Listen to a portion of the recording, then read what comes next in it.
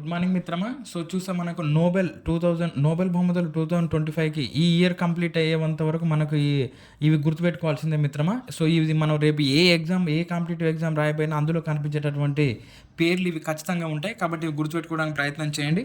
So చూస్తే మనకు Nobel బహుమతిని 6 రంగాలలో ఇస్తారు. అందులో వైద్యంలో ఎంఎఫ్ఎస్ అని గుర్తుపెట్టుకోండి మిత్రమా. 2025 గాను ఎంఎఫ్ఎస్ అనేది గుర్తుపెట్టుకోండి. వైద్యంలో ఎంఎఫ్ఎస్.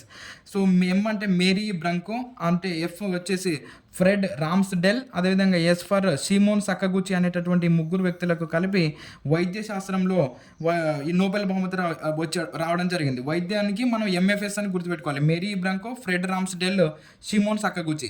అదేవిధంగా భౌతిక శాస్త్రంలో మనకు జేఎంజే అని గుర్తుపెట్టుకోండి. భౌతిక శాస్త్రం చూస్తే JMJ, J for John Clarke, M for Michel Devoret, J for John M Martinis.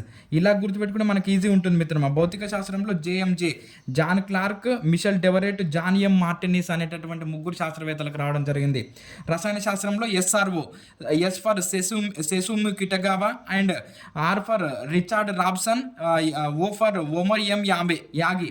ఈ విధంగా మనకు రసాయన శాస్త్రంలో ముగ్గురికి వచ్చింది. Susumu Kitagawa, Richard Robson, Omar M Yagi ముగ్గురికి రసాయన శాస్త్రంలో వచ్చింది.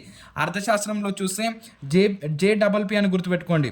Joel Mokyr, Philippe Aghion, Peter Howitt అనేటటువంటి ముగ్గురు శాస్త్రవేత్తలు కలిపి అర్థశాస్త్రంలో వచ్చింది.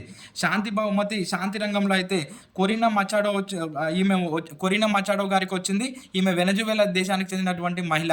అదేవిధంగా మనకు సాహిత్యంలో అయితే లాస్లో క్రస్నా హోర్కాయి అనేటటువంటి వ్యక్తికి వచ్చింది. ఈయన హంగేరీ దేశానికి చెందినటువంటి వ్యక్తి.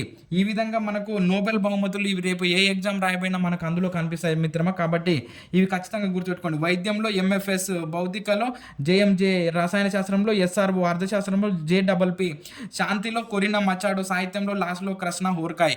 మనకు జస్ట్ నోటికి పట్టేంత వరకు మాత్రమే ప్రాబ్లం అవుతుంది మిత్రమా. జస్ట్ వన్స్ నోటికి వచ్చింది అని అంటే మనము ఎంఎఫ్ఎస్ అంటే Mary Brunkow, Fred Ramsdell, Simon Sakaguchi. JMJ అంటే John Clarke, Michel Devoret, John M Martinis. అదేవిధంగా ఎస్ఆర్ఓ అంటే Susumu Kitagawa, Richard Robson, Omar M Yaghi. అర్థశాస్త్రంలో అయితే Joel Mokyr, Philippe Aghion, Peter Howitt అనేటటువంటి వాళ్ళకు. అదేవిధంగా శాంతిలో అయితే శాంతికి గాను కొరినా మచాడోకు గాను వచ్చింది. అదేవిధంగా సాహిత్యంలో అయితే లాస్లో క్రస్నా హోర్కాయ్ అనేటటువంటి రచయితకు రావడం జరిగింది. ఈ విధంగా ఇవి గుర్తుపెట్టుకుంటే మనం ఖచ్చితంగా 1 మార్క్ చేసి రావచ్చు మిత్రమా.